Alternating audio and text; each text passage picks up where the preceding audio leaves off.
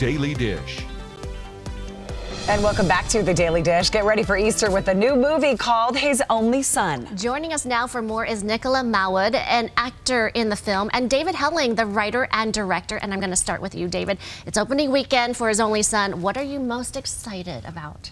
I'm just excited to see how people react to this, because this is what I made it for, as far as, you know, people, to draw them to the Word and to draw them to the Lord, and just to see how it affects them in their own lives and in their lives of those people, with the people around them. So the premiere was last night, and it was in Utah County.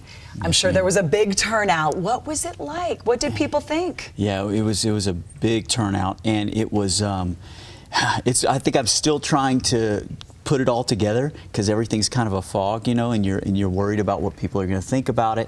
But just the emotional reaction and people coming up and saying how much they loved the film, how much they loved his performance, and how it totally made these people we see in Scripture come to life. Yeah, it's really, really neat to see how much it affected people. Nicola, tell us about your performance and what is it like to be on this national stage playing Abraham? It was a beautiful experience, to be honest, and I was so happy because the feedback yesterday was kind of like what I was hoping for, because my only my biggest drive while shooting this movie was to make Abraham more human and more vulnerable than what we usually see when people portray biblical characters. I always had this problem of watching biblical characters kind of like from a distance and feeling that they're kind of like superheroes or untouchable. So my biggest concern while shooting this movie was to make Abraham as human as I could make him, and as vulnerable as he could be, so that people who watch can really relate, not only watch the story from a distance, but feel that these are human beings just like us. And the amazing feedback from the people, it's like what we heard the most yesterday. That was it was overwhelming. And probably the best feedback that I got was whenever I looked over at him after the movie was over, because that was his first time seeing it, and he was just like, wow. And to see that he actually enjoyed it and he didn't want to kill me, that was very special to my heart. That was an amazing job. Your first time seeing it, because you'd seen it a lot of times, right? Before that. You never got out of character while shooting. How long was the process? It was nearly a month. Oh, really, yeah, that's right. Yeah. So still pretty short. Why never leave character, even when you were off set?